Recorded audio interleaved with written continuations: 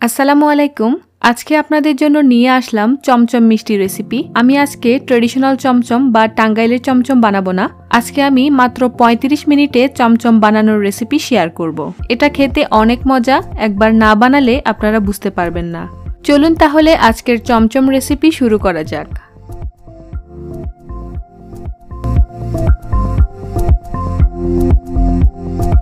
প্রথমে আমি 1 লিটার দুধ ছানা করে নিয়ে এসেছি। আজকাল সবাই পারফেক্ট ছানা তৈরি করতে জানে, তাই আর আমি ছানা রেসিপিটা দেখালাম না। তবে আমার চ্যানেলেও ছানার একটা রেসিপি আছে, চাইলে দেখে নিতে পারেন। এখন আমি নিয়ে নিচ্ছি হাফ টেবিল চামচ ময়দা, হাফ টেবিল চামচ চিনি। প্রথমে ছানাটাকে 30 সেকেন্ডের মতো এভাবে একটু মথে নিব।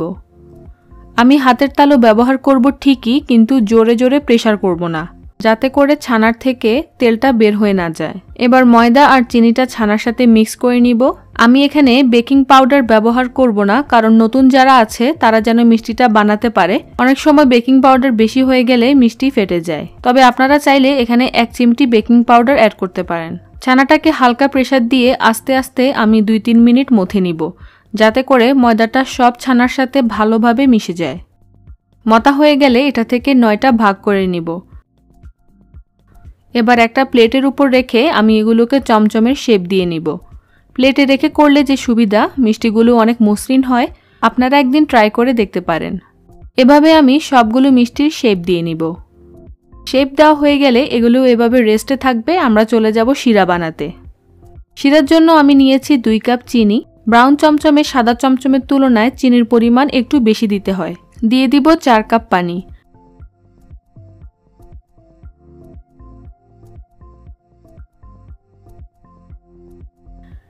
এখন এটাকে নেড়ে মিশিয়ে দিয়ে অপেক্ষা করব বলক আসা পর্যন্ত।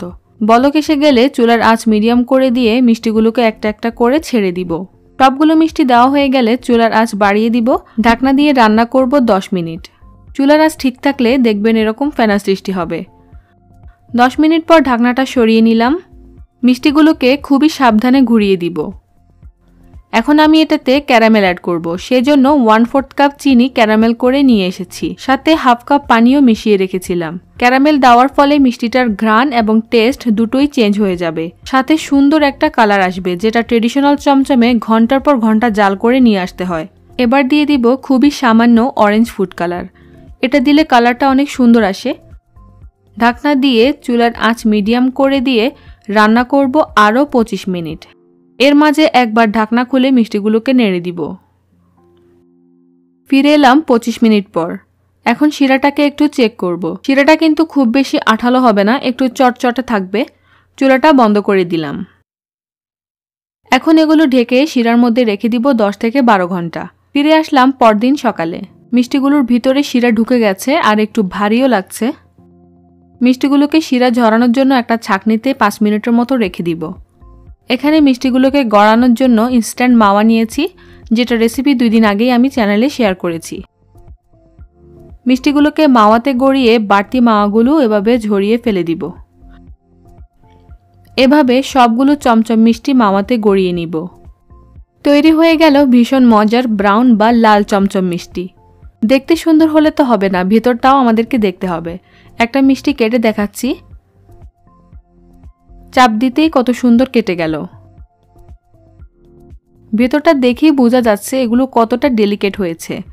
অনেক বেশি জাল করলে চমচম মিষ্টিটা শক্ত হয়ে যায়। তাই আমি যেভাবে বলেছি সেভাবে একদিন বানিয়ে দেখবেন, আশা করছি অনেক ভালো লাগবে। আর আমার রেসিপি ফলো করে কোনো মিষ্টি বানালে সেটার ছবি গ্রুপে শেয়ার করতে ভুলবেন না। এবার এগুলোকে মেপে দেখা যাক।